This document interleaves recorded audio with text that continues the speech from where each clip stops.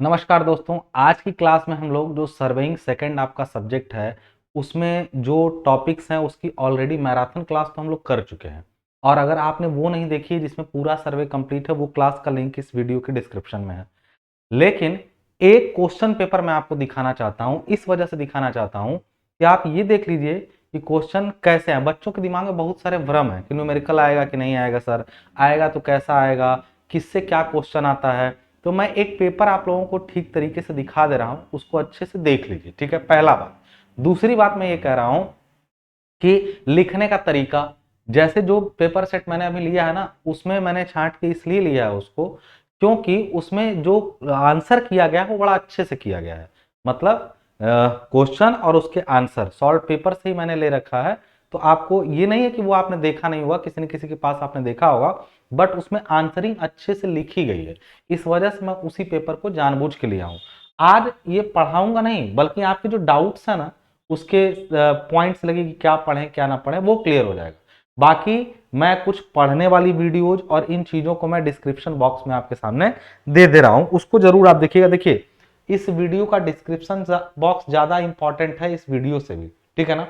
बाकी वीडियो देखिए लेकिन डिस्क्रिप्शन बॉक्स ज्यादा इंपॉर्टेंट है आपके लिए। तो हम लोग जो स्टार्ट करने जा रहे हैं वो स्टार्ट करने जा रहे हैं कि देखें जरा पेपर कैसा आता है हम लोगों का, ठीक है ना। तो आइए पेपर पे काम कर लेते हैं हम लोग थोड़ा सा। तो ये रहा आपका पेपर जिसको हम दिखाने वाले थे आपको, ठीक है ना। तो ये 2022 का है पेपर। 2022 का जो है वो ये पेपर आपके सामने यहाँ पर दिया गया है, ये सर्वेइंग सेकंड का। और उसमें बोला गया है कि यहाँ पर एक चीज का ध्यान ध्यान रखिएगा कि ये चीज आप हमेशा जानते हैं कि दोनों भाषा में अनुवाद कर लीजिए, और हिंदी अनुवाद के किसी प्रश्न में कोई गलती है तो अंग्रेजी अनुवाद के अनुसार प्रश्न का उत्तर दें, यानी इंग्लिश वाले को प्रीफर करिए, ठीक है ना। समय आप देख ही रहे हैं कितने देर का है।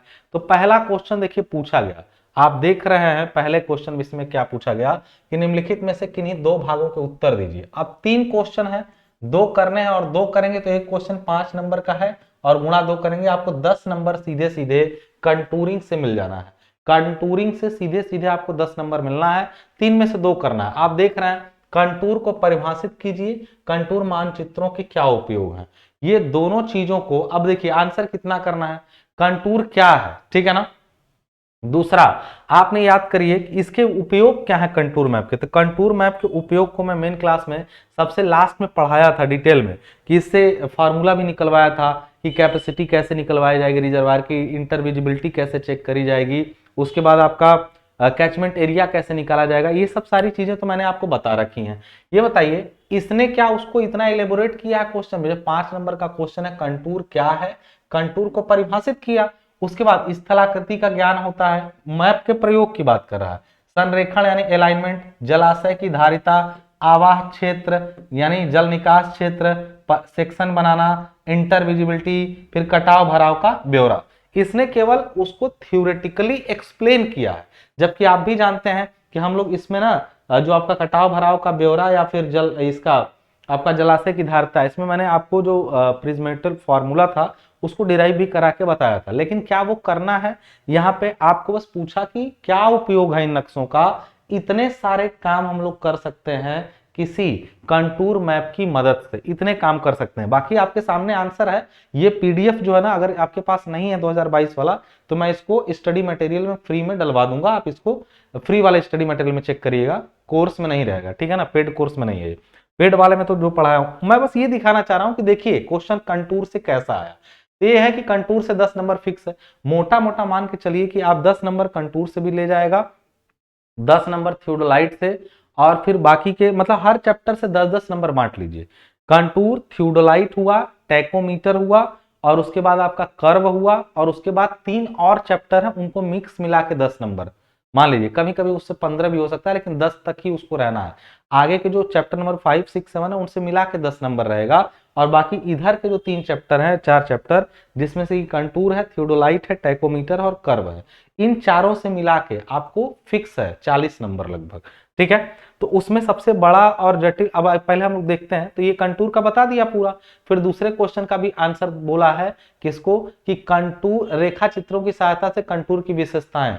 कंटूर की क्या विशेषताएं थी, बंद कंटूर रेखाएं, अंदर की तरफ मान घट रहा है, पहाड़ी बताती हैं, नहीं तो उसके बाद गड्ढा बताती हैं। ये सब सारी चीजें जो पढ़े हैं ना, वही सब क्या है आपका कंटूर का।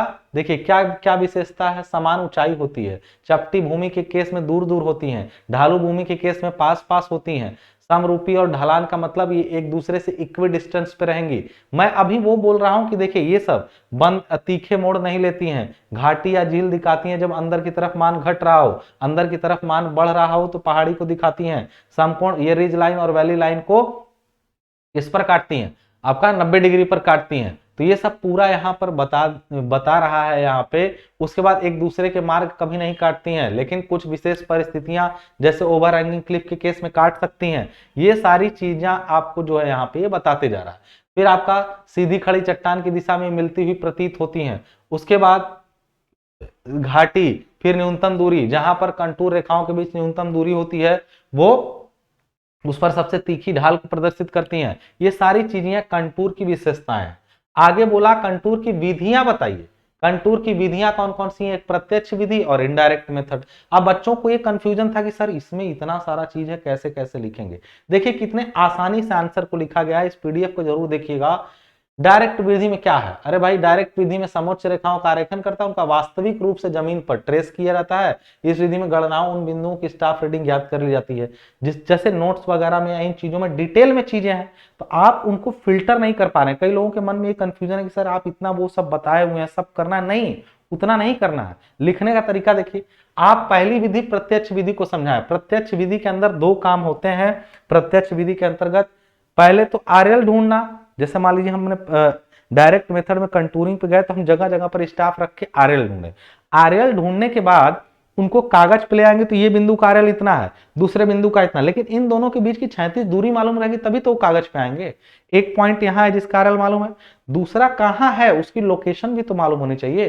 तो दो काम करने पड़ते हैं, एक आपको ऊर्ध्वाधर नियंत्रण रखना पड़ता है, दूसरा क्षैतिज नियंत्रण रखना पड़ता है। ऊर्ध्वाधर मतलब कि पहले चरण लेवल और तरीक्षण गैर से वांछित मान के समोच्च बिंदु में स्थापित किए जाते हैं, यानी पॉइंट्स ढूंढे जाते हैं। दूसरे में थियोडोलाइट या दिक्सूचक या पटल से उन बिंदुओं की स्थिति कागज पर उतारी जाती है, यानी किसी पॉइंट को कागज पर ले आने के लिए उसकी ऊंचाई भी दिखानी है, साथ साथ उसकी एक दूसरे से पोजीशन भी बतानी है, तब कागज पे वो सारे पॉइंट दिखेंगे आपको।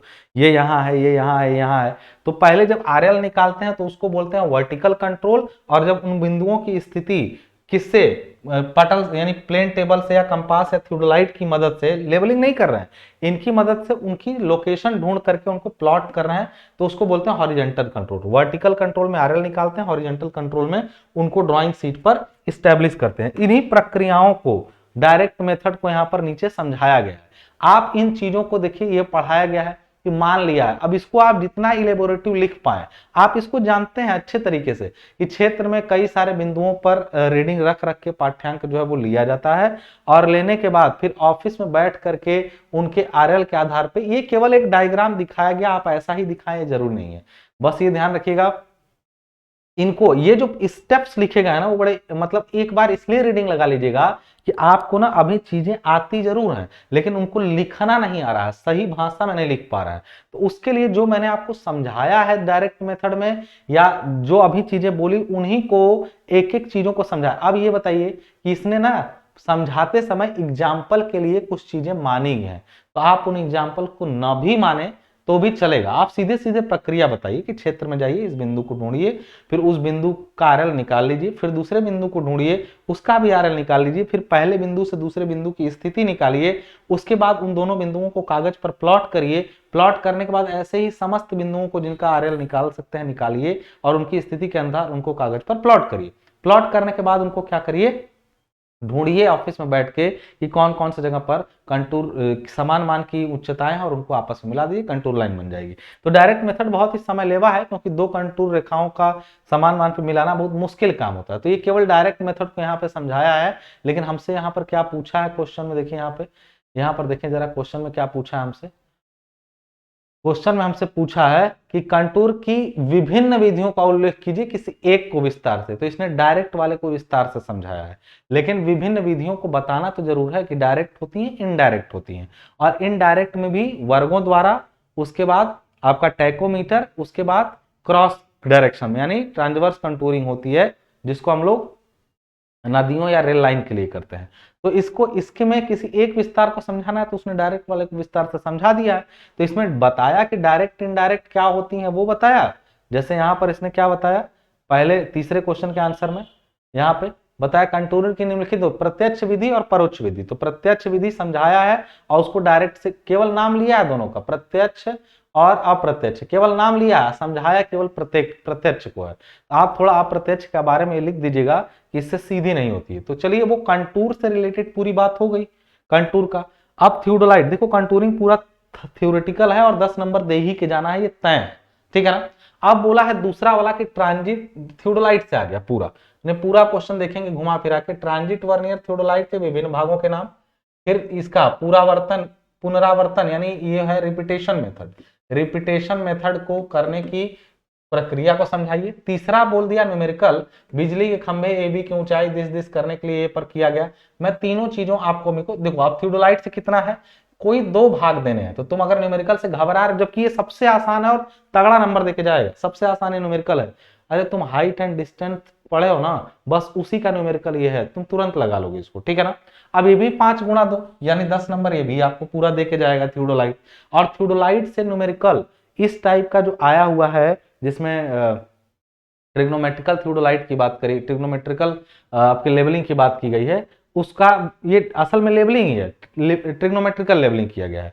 तो इसीलिए इसको थियोडोलाइट के साथ में कर दिया गया, क्योंकि वो एंगल भी मापता है, लेवलिंग में एंगल नहीं माप पाते हैं, लेकिन ट्रिग्नोमेट्रिकल लेवलिंग में एंगल भी माप सकते हैं और दूरी भी माप सकते हैं। तो ये हम लोग कर सकते हैं यहाँ से, इसको ये आसान है, मैं करके दिखा दूंगा अभी। फिर ट्रांजिट वर्नियर थियोडोलाइट के विभिन्न भाग, एक थियोडोलाइट का क्रॉस सेक्शन बना करके मैं दिखा दिखा के सारे पार्ट को बताया हूं, जितना तुमको याद आ जाए पार्ट का नाम, लेकिन कुछ मुख्य भागों को छोड़ना मत, पता चले टेलीस्कोप और स्क्रू वगैरह ही छोड़ दिए। तो एक एक लिमिट तक तुम पार्ट, जो मेजर पार्ट है उनके नाम याद रखना और उनको कर देना। कैसे करना है, क्या करना है भाई, मैं फिर से कह रहा हूं, ये जो मैं पढ़ा रहा हूं ना, वो पेड क्लास में पूरा पढ़ाया हूं। फ्री क्लास की कुछ वीडियोज मैंने डिस्क्रिप्शन बॉक्स में डाल रखी है, जो पुरानी वीडियोज हैं, जो मतलब पढ़ाया अच्छा गया है, बस वीडियोज पुरानी है। तो उनमें क्या है, आपको ये सारे क्वेश्चन, ये सब दोनों चीजें अच्छे तरीके से मिल जाएंगी। पुनः ट्रांजिट वर्नियर थियोडोलाइट के विभिन्न भागों के नाम और उनके काम ये बता दीजिएगा।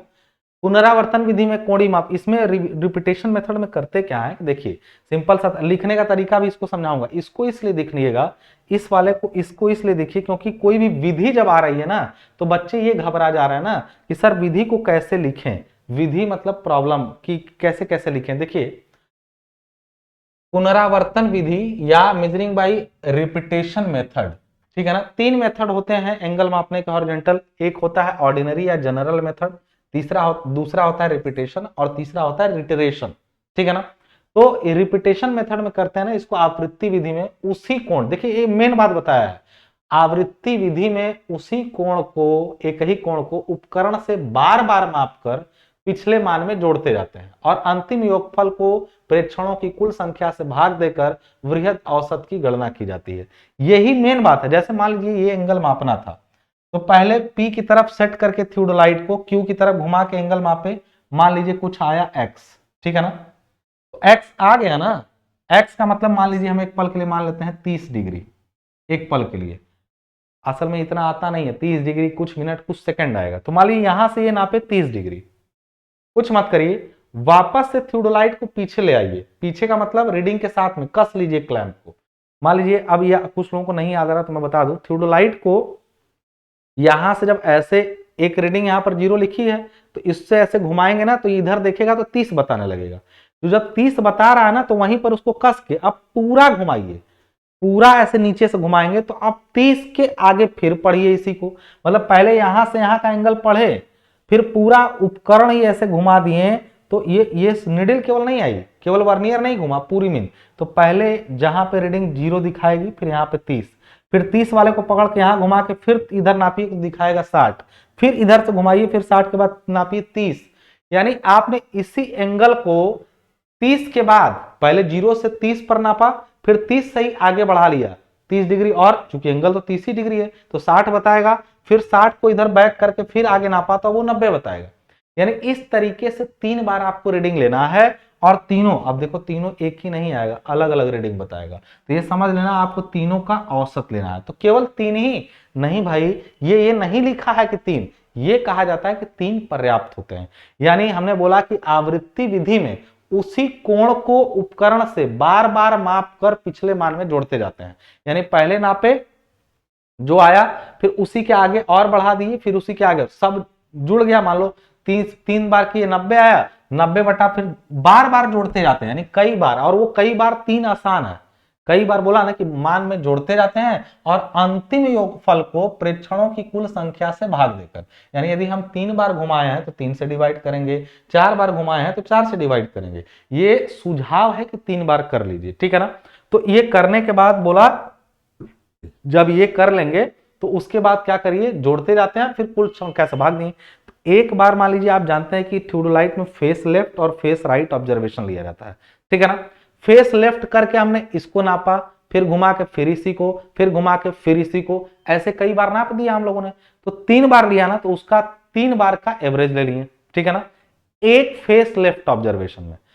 फिर हमने घुमाया उसको आगे, फेस राइट किया, फेस राइट से एक बार ऑब्जर्वेशन, फिर एक बार, फिर एक बार, 3 उससे भी सेट आएगा, फिर 3 से डिवाइड कर दीजिए। तो जो दोनों आ गया, अब उसको जोड़ करके 2 से डिवाइड कर दीजिए।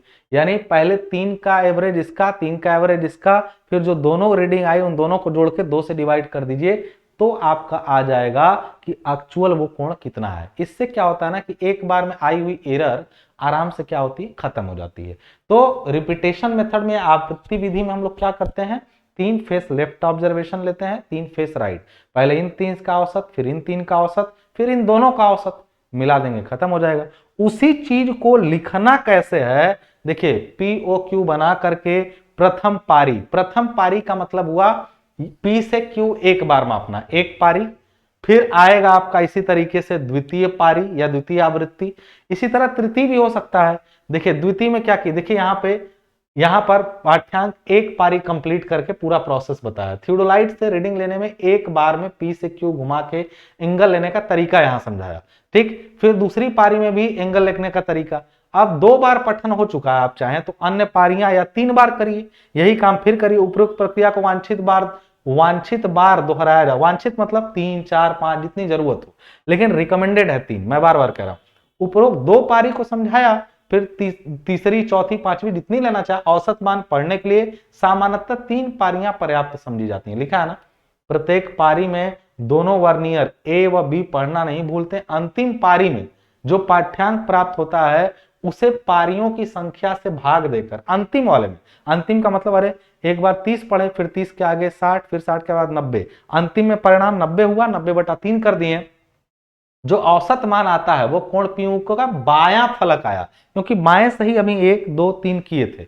अब फिर घुमा के दाहिने करिए, फिर आप दायां फलक प्रेक्षण लेंगे, और फिर जो प्रक्रिया ऊपर दोहराए थे 1 से 10 तक, वही 1 से 10 तक दाहिने से करेंगे। तो देखिए दायां फलक को तुरंत खत्म कर दिया है। अब लास्ट में 3 उधर से लिए, 3 उधर से, अब लास्ट में बायां फलक और दायां फलक द्वारा प्राप्त औसत मानों को जोड़कर उसका पुनः औसत ज्ञात किया जाता है, खत्म। सिंपल था। इसी प्रक्रिया को लिख करके पूरा समझाया गया है। तो अगला क्वेश्चन था इससे, जो न्यूमेरिकल वाला था। न्यूमेरिकल वाले में क्या पूछा गया है, सिंपल देखिएगा यहाँ पे।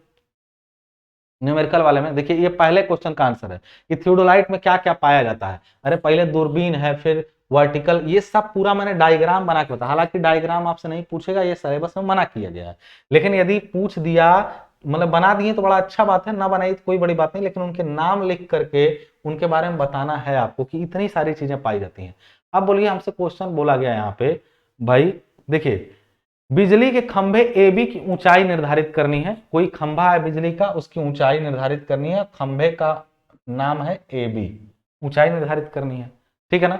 कह रहा है कि बिंदु O पर एक ट्रांजिट वर्नियर थियोडोलाइट रखा गया। बिंदु O है कोई, O पॉइंट पर यहां पर एक थियोडोलाइट ऐसे रखा गया, ठीक है ना। उसके बाद क्या बोला गया, रखा गया क्षैतिज दृष्टि रेखा, यानी ये जो दृष्टि रेखा है क्षैतिज, और A पर लेवलिंग स्टाफ के साथ स्टाफ रीडिंग, यानी A बिंदु जिसकी ऊंचाई निकली उस पर स्टाफ रख के स्टाफ रीडिंग लिया गया है यहां पर। और ये रीडिंग कितनी है, स्टाफ रीडिंग 2.515 है, यानी यहां से ये रीडिंग जो मिली 2.515, इस A पर स्टाफ रीडिंग इतनी मिली है। रख दिया गया।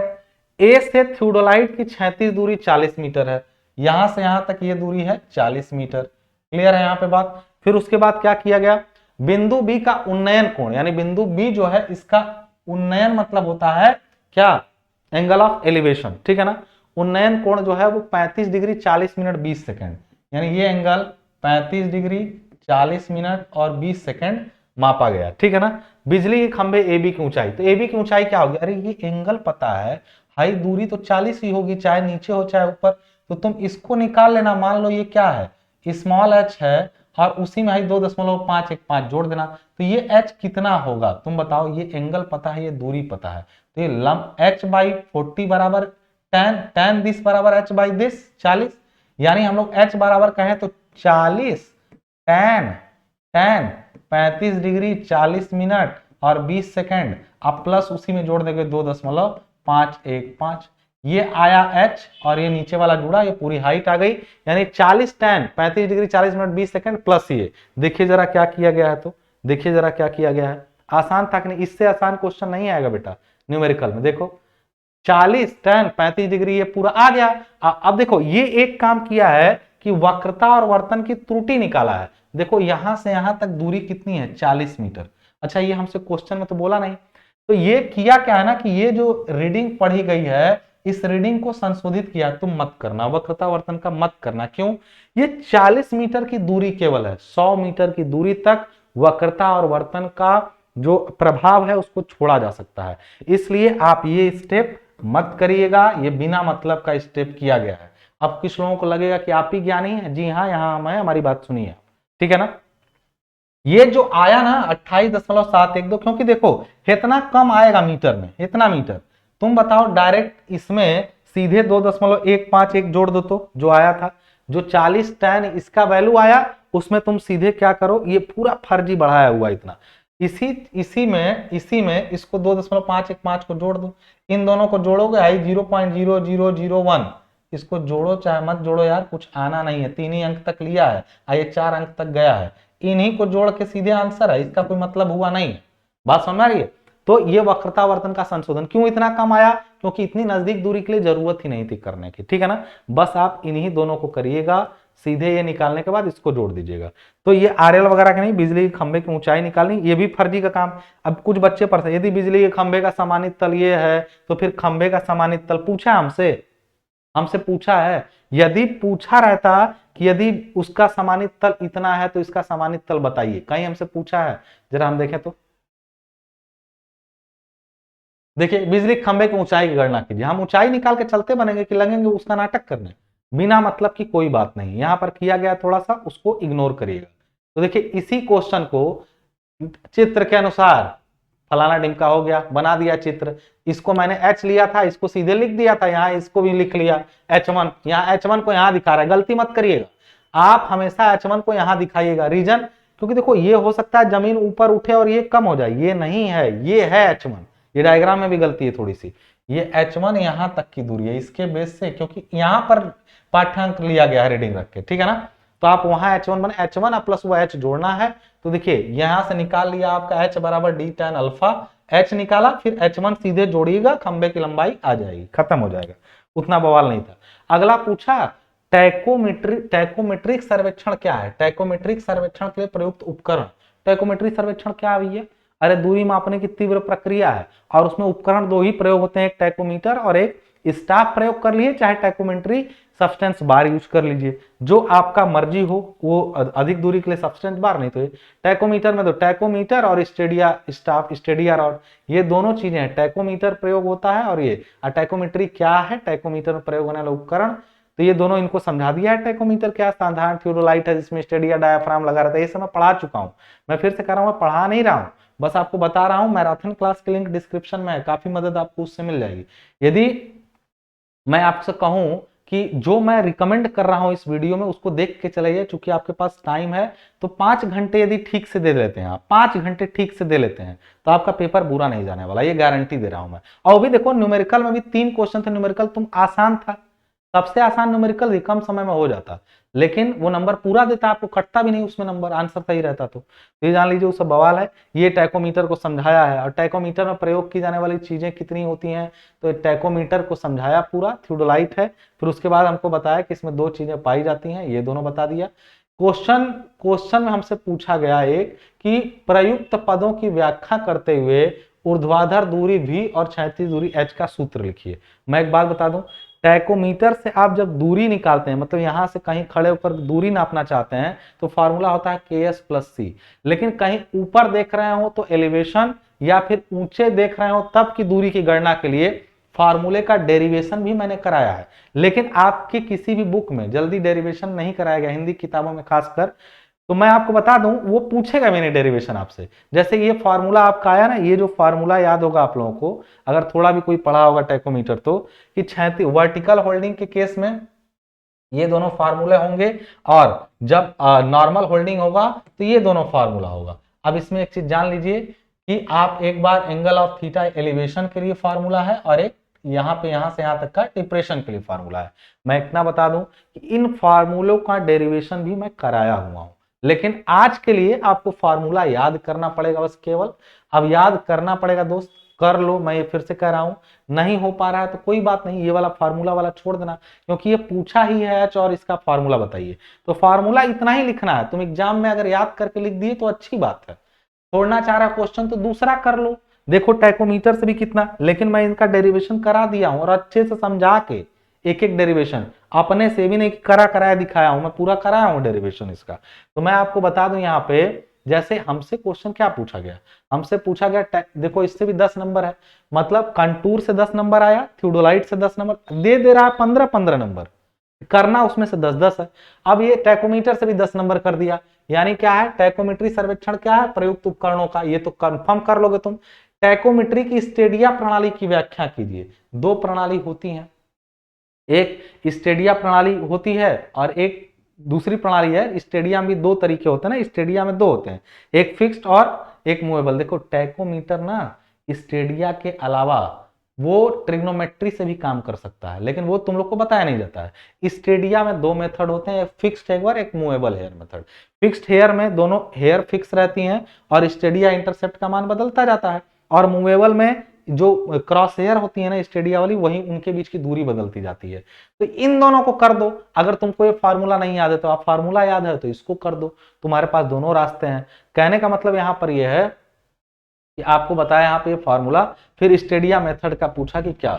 स्टेडिया मेथड में निम्न प्रणाली है, एक बद्ध सूचिका फिक्स्ड हेयर, एक आबद्ध सूचिका यानी मूवेबल हेयर, ये दोनों तरीके हैं। आप देखो आया कर्व से भी 10 नंबर फिक्स है। देखो दोनों से, चारों चैप्टर से 10 नंबर, और वो जो 5वां वाला चैप्टर है उनसे 10।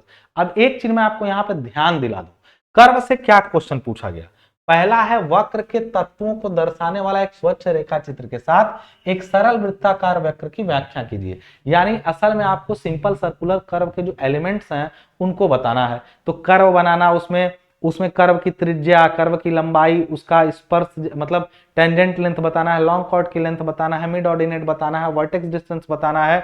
उसके बाद आपका जितने भी कर्व के अंदर एलिमेंट्स हैं उन सारे एलिमेंट्स को आपको उसके अंदर पूरा डिफाइन कर देना है कर्व का फोटो बना करके। तो ये बनाया फोटो और एक एक एलिमेंट्स को इसमें बताया है। और मैं एक चीज बता दूं, अभी तक जो आप पढ़े उन सब का शॉर्ट वीडियो, और बहुत डिटेल में नहीं, छोटे छोटे कम में, और एक कर्व का डिटेल वीडियो मैं आपको डिस्क्रिप्शन बॉक्स में दे रहा हूं कि सर मैं पढ़ा तो हूं, अब मैं इसको इसलिए दिखाया हूं। दूसरा क्वेश्चन पहले देखिए, ट्रांजिशन वक्र की व्याख्या।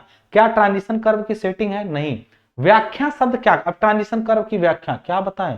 अरे ट्रांजिशन कर्व क्या होता है, क्यों क्या दिया जाता है, आप लोग जानते हैं ट्रांजिशन कर्व सर्कुलर कर्व के दोनों तरफ दिया जाएगा, इसके क्या कार्य हैं, इतना ही बताना है, उसकी व्याख्या करना बस। अब उसकी सेटिंग तक मैं आपको पढ़ाया हूं कि दोनों को कंबाइंड सेटिंग कैसे की जाती है, लेकिन वो सेटिंग आज तक आया नहीं है क्योंकि वो इंपॉर्टेंट। लेकिन सर्कुलर कर्व की सेटिंग से एक क्वेश्चन फिक्स है। देखिए बोला ये तो आसानी से हो जाएगा, ये भी आसानी से कर सकते हो। अब तीसरा क्वेश्चन बड़ा है, क्यों? क्योंकि एक साधारण वृत्तीय वक्र की स्थापना के लिए प्रयुक्त विधियों का उल्लेख कीजिए। गड़बड़ बात यह है कि प्रयुक्त विधियों का उल्लेख अरे 4 ठो रेखीय विधियां, 3 ठो कोणीय विधियां, 7 विधियां लेकर के तुम उल्लेख सातों का करोगे, अपने आप में एक एक दिक्कत है। एक चीज जानिएगा, विधियों का नाम बता दीजिए बस यहां पे।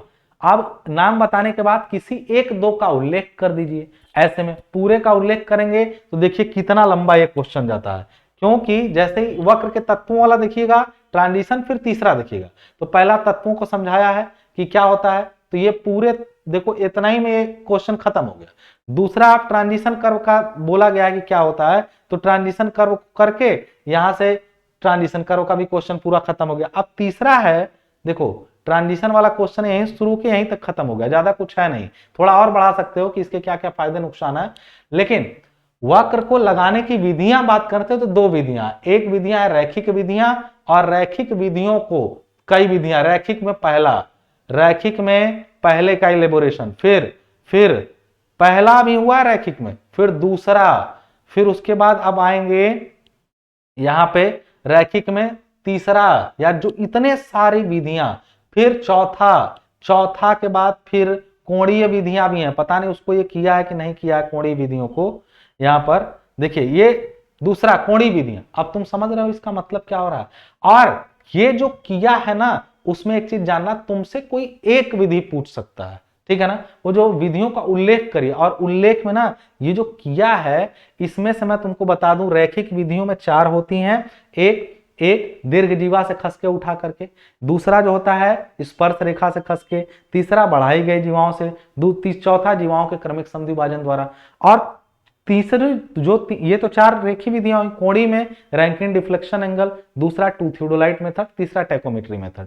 तो उसमें से है ही नहीं, टैकोमेट्री मेथड तो पूरा हटा दिया है, और कोणीय में केवल रैंकिन डिफ्लेक्शन एंगल मेथड ही तैयार रखना है। अब एक चीज जान लीजिएगा यहाँ पे ध्यान से मेरी बात, मैं क्या कह रहा हूँ।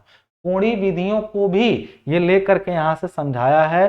पहला लिया है कोणीय, देखो रैंकिन डिफ्लेक्शन एंगल, फिर 2 थियोडोलाइट, फिर टैकोमेट्री, तीनों में से अब ये पूरा ये सब पूरा यहां पे लगा समझाने इन चीजों को। मैंने इनका अलग देखिए, कोई एक विधि आनी है तो मैं आपको ये बोलूंगा कि पहली बात, कोशिश करिए कि ये विधियां तैयार कर लीजिए अलग से। आप कोई एक ही आपको देना, सबका सब, ये एक क्वेश्चन 5 नंबर में ये पूरा नहीं करना था। ऊपर के 5-5 नंबर के 3 क्वेश्चन थे, 2 करने थे, ऊपर का 2 निपट गया, तीसरा वाला क्वेश्चन कर्व में इतना लंबा लगे।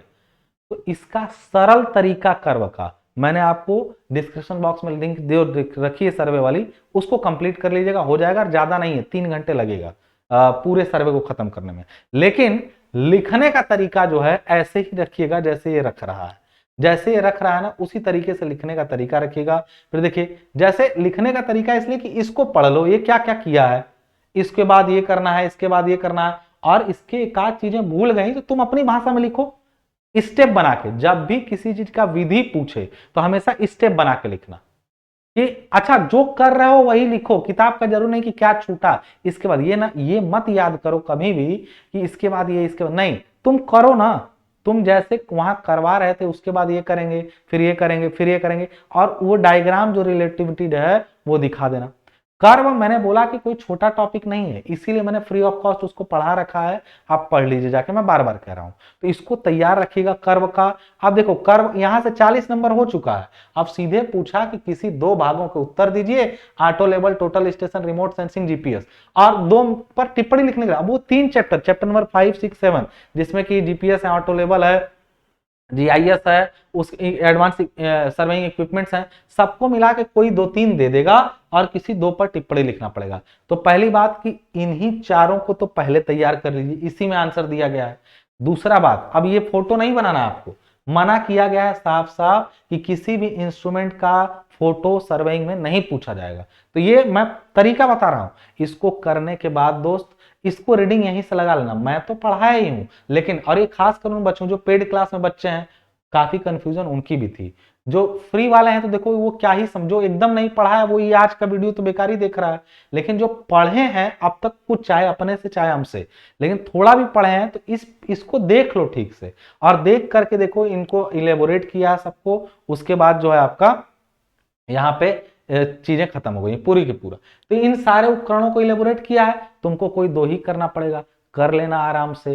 तो पेपर से अभी तक अंदाजा लगा कि ये क्लियर हुआ कि न्यूमेरिकल नहीं दिखा, और जो दिखा वो तो न्यूमेरिकल के नाम पे कलंक था। न्यूमेरिकल पूछता है यदि यहीं पर लैटिट्यूड डिपार्चर से ट्रेवर्निंग से घुमा के, अभी ट्रेवर्निंग की विधियां वगैरह इसमें कहीं कुछ नहीं पूछा गया है। तो कहने का मतलब मैंने जो पढ़ाया है उससे कंपेयर करो तुम, उसमें क्या क्या पढ़ा डाले हम। एसएससी जेई का मेंस का न्यूमेरिकल लगवा डाले हैं हम उसमें, अगर तुमको याद होगा एसएससी जेई के मेंस का न्यूमेरिकल हम लगा डाले थे उसमें।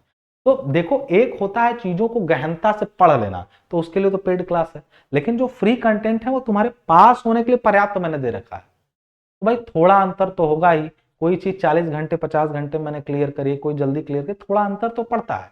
लेकिन अभी तुम न्यूमेरिकल देखो कैसा कैसा लगवाए हैं, याद कर लो जाके, जो तुम्हारे सर्वे क्लास में कैसा कैसा न्यूमेरिकल मैं लगवा रखा हूं, तुम एक बार देख लो उसको जाके।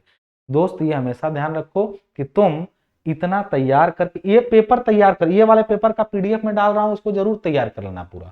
और थ्योरी पर लगभग कमांड बना के चलो, न्यूमेरिकल तुम देख रहे हो कैसा रहा, मैंने एक ही नहीं दिखाया, और भी पेपर दिखा सकता हूं, फिर और टाइम लगेगा। तुम चाहो तो पलट लो, न्यूमेरिकल सुनना है। और ये एक जो छोटा सा दिया वो भी नहीं आता था, दिया तो इतना तो कर ही लोगे, अब इतना तो करना ही है। तो पेपर आप एग्जाम अपना दीजिए और अपना फीडबैक इस वीडियो पे डालिएगा। बाकी जरूरत की कुछ वीडियो मैंने डिस्क्रिप्शन में दे रखी है, डिस्क्रिप्शन में बहुत कुछ है, आप एक बार पलट के देखिए, आपके सारे सवालों के जवाब हैं। तब तक के लिए मुझे दी इजाजत, आपका एग्जाम अच्छा जाए इसके लिए मेरी बहुत सारी आपको शुभकामनाएं हैं, और दे करके फीडबैक जरूर दीजिएगा। धन्यवाद।